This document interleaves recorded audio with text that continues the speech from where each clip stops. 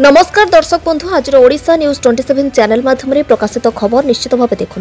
विद्युत तार फासरे पड़ी 2 जन मृत्युवरण घटना, 3 जन गिरफ, 4 जन फेरार।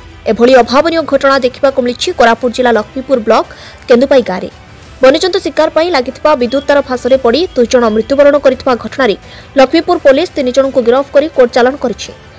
गिरफ मानक मध्य रहिछथि कनापाई गाँव अपी सरका, समीर सरका और राम सरका।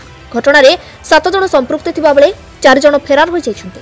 4 जन को गिरफ करा सकाशे पुलिस चेष्टा जारी रखिथिबा लक्ष्मीपुर पुलिस गत मास 7 तारिख दिन केन्दुपाई गाँ पाख पहाड़ रे वन्यजंतु शिकार करने उद्देश्य विद्युत तारु फास पका देथिला।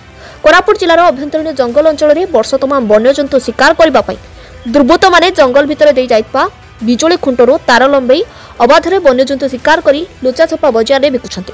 अन्य वन्यजंतु शिकार पाई अधिकांश समय बिजुली तार रे फास लगाइतबा कारणरू विद्युत विभ्राट हेबा सह वन्यजंतुक जीवन चली जाइछे बोली एसडीपीओ कहिसन्ते। लखीमपुर थाना 144 नंबर केस हेछि 7/11/2025 रिपोर्ट उपरे केन्दुपाई गाँव 2 जन मृत्युवरण करथिले। करेंट तारा लगेई बारा एवं कुटरा शिकार करथिले माने बेआईन भावे से शिकार रे करेंट लगी शिकारी लोक मरीथिले। आमे से अनुसार केस करथिलु, तार तदंत चलथिला।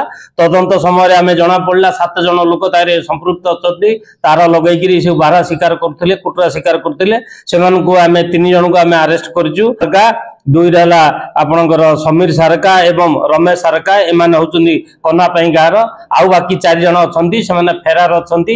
सेमान को आमे अति शीघ्र अरेस्ट करिक कोर्ट चालान करिबु। वन्यजंतु मांस बिक्री करुथबा व शिकार करुथबा लोकन को गिरफ्त करबा को मध्य साधारण रे दाबी होछि। कोरापुट जिला प्रतिनिधि परमेश्वर साहू को रिपोर्ट, ओडिशा न्यूज 27।